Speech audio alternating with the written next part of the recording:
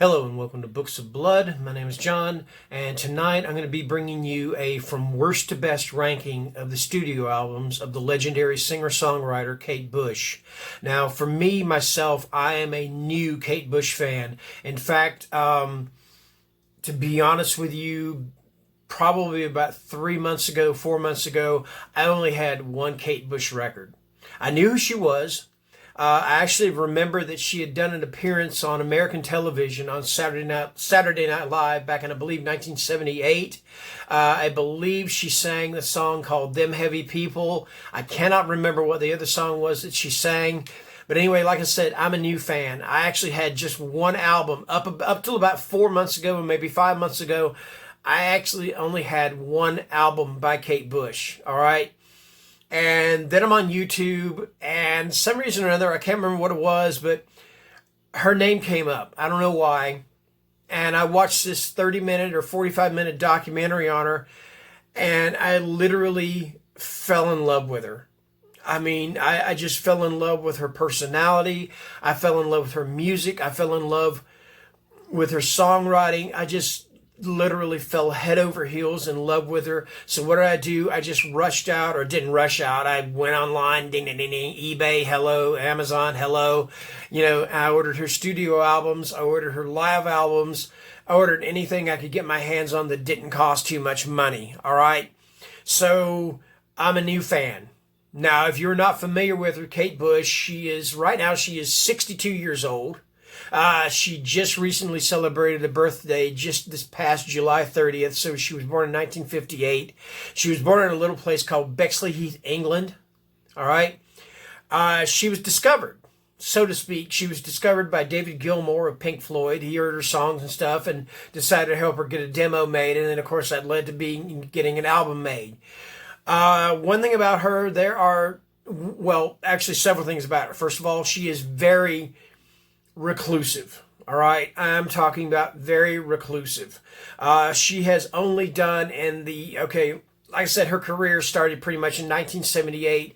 Since then, she has only done 2 tours, and one of those tours was 35 minutes, or not 35 minutes, 35 years apart from the first tour that she did. All right.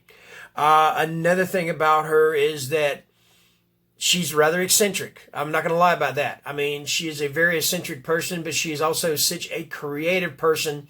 And there have been so many artists that have been influenced by Kate Bush and her music, her lyrics, her singing. Without her, you probably would not have a Tori Amos. She was an influence on her. Florence Welch kind of cited her as an influence or somebody that she appreciates. Adele said that it was actually Kate's second tour, the album of her second tour. I believe it's called Before the Dawn. She did a live CD for that, and Adele was kind of inspired by that to do her third studio album. Let me see, who else can I think of? You probably would not have a Fiona Apple. You probably would not have somebody like Bjork.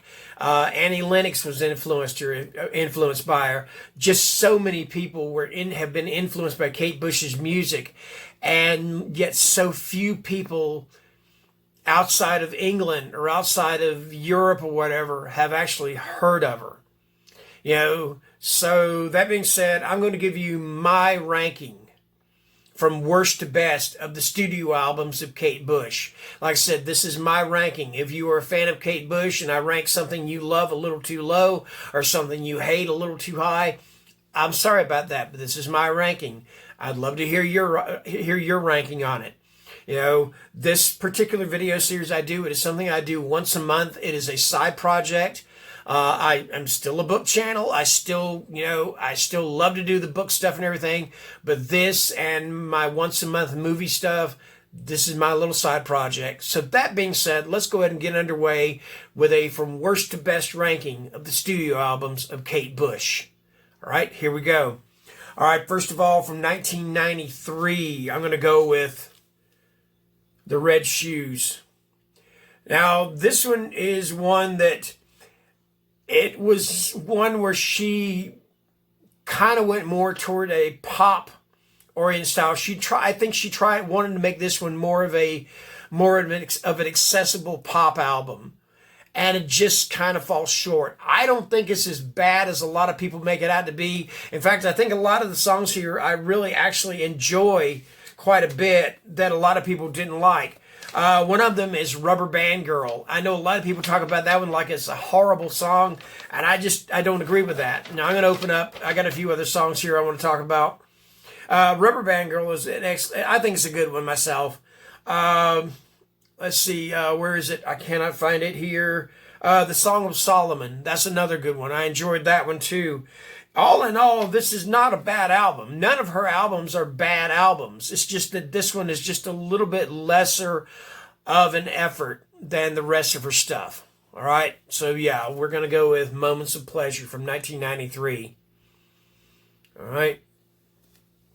Okay, here we go. Let me spin that around there. All right, next up from 1989, we've got The Sensual World.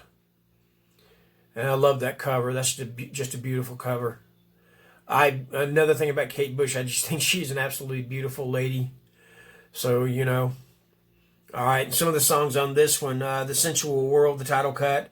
Let me see, Deeper Understanding, Between a Man and a Woman, Rocket's Tale, This Woman's Work is another good one of hers. One thing I'm going to do with this particular video, since a lot of people are not familiar with her, I'm going to put links to 3 of her videos. The first one is from her first album. It is Wuthering Heights. The second one is from her album Hounds of Love. It is Running Up That Hill, A Deal with God. And then finally from her album Ariel, which was recorded in 2006, I believe, one called King of the Mountain. So you get a little bit more of an understanding of who Kate Bush is and her style. All right, so there you go. Anyway, from 1989, that is The Sensual World. All right, next up, and this one is from 2011, and I ranked this one low. This is Director's Cut, and what this is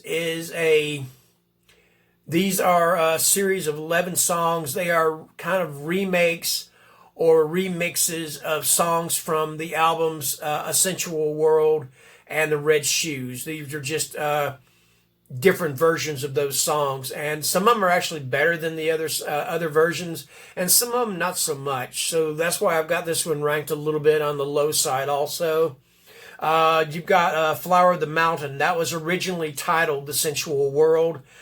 She did a remake of The Red Shoes, of Song of Solomon, of Rubber Band Girl, This Woman's Work, just several songs from those 2 albums. All right, that's Director's Cut. And that is from 2011. All right, moving on from 1978. This is her second album, and this is Lionheart.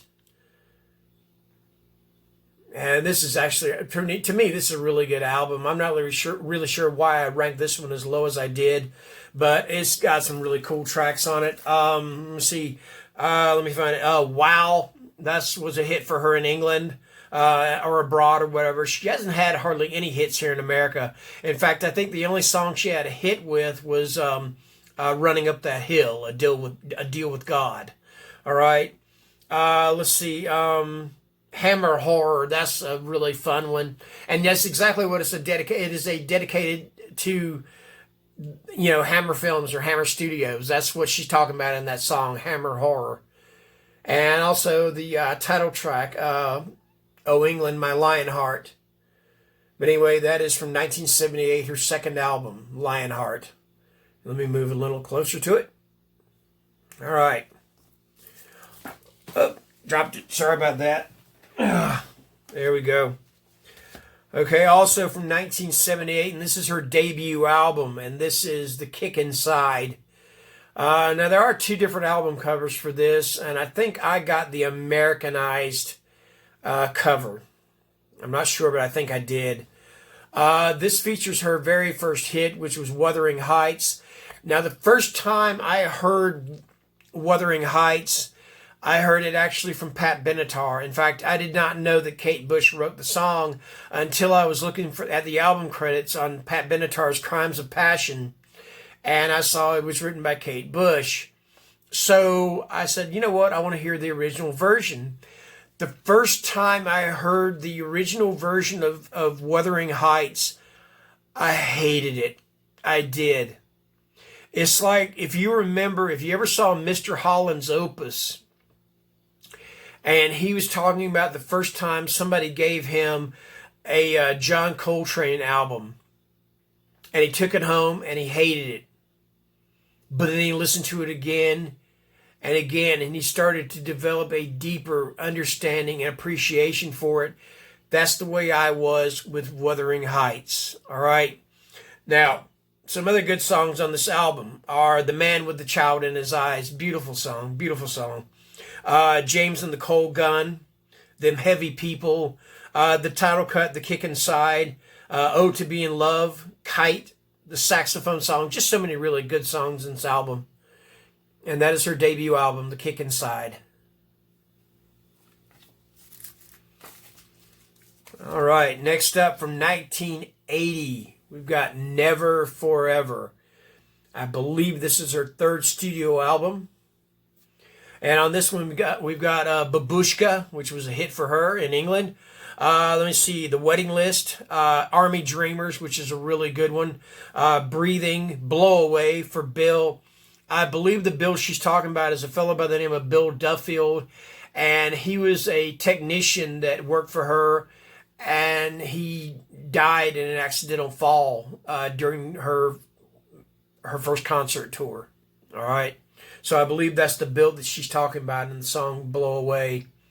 Anyway, that is Never Forever. All right. Okay, moving on. I think this might be one. This is from 2011. I think this might be one that people might rank, some fans might rank a little bit lower. But I actually like it. Now, it is what you would call a slow burn of an album. I understand that. I know that. I'm talking about 50 Words for Snow. And this is a really different, really, what's that word? Avant-garde. To me, it is that kind of album. It's just, Kate Bush does things to please. Well, maybe that's a little bit, maybe I shouldn't say it that way. She's a perfectionist, and when she gets an idea in her head for an album, it's hard for her to let go of those ideas. So some of her stuff has been a little bit of a lesser effort than others, but none of her stuff is bad. I will tell you that right now. I can't think of a song of hers that I don't like in some way or another. All right, so 50 Words for Snow.